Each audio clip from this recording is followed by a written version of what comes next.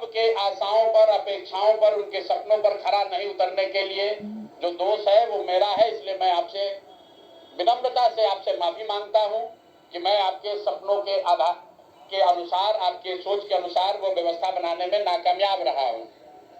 और प्रायश्चित के तौर पर मैं आज से 2 दिन के बाद 20 तारीख को गांधी विद्यारवा आश्रम में जो रास्ता गांधी जी ने बताया है, मैं अपने लोगों को, बिहार के लोगों को ये नहीं समझा पाया कि किस बात पर उनको वोट देना चाहिए, क्यों उनको नई व्यवस्था बनानी चाहिए। तो प्रायश्चित के तौर पर मैं अपने से विद्यारवा आश्रम में 1 दिन का उपवास, मौन उपवास रखूंगा। जो भी जन सुराज के साथी हैं वो जहां पर है वहां अगर वो समझते हैं कि हम लोग के प्रयास में, सोच में जो कमी रह गई उसको सुधार के लिए प्रायश्चित के तौर पर हम लोग 1 दिन का सामूहिक उपवास रखेंगे। मैं खुद विद्यारवा, गांधी आश्रम विद्यारवा में रहूंगा। 24 घंटे का एक उपवास रखेंगे। गलती हम लोगों से हुई होगी, कमी रही होगी, लेकिन हम लोगों ने कोई गुनाह नहीं किया है।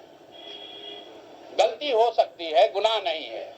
वोट नहीं मिलना गुनाह नहीं है।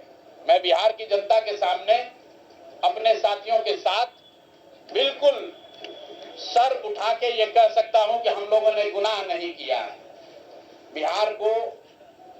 जिस बिहार में पिछले 30-35 साल से सिर्फ जाति की राजनीति हुई है, वहां पर इस समाज में जातियों का जहर फैलाने का गुनाह नहीं किया है।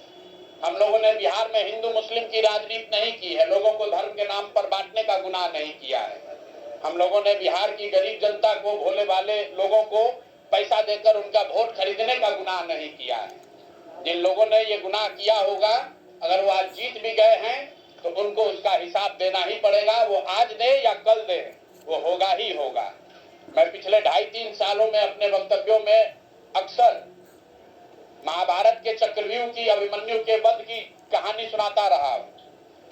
जिस धर्म युद्ध की बात हम लोग करते हैं, पांडवों के साथ स्वयं भगवान थे, स्वयं भगवान कृष्ण थे, फिर भी अभिमन्यु को घेर कर छल से मार दिया गया।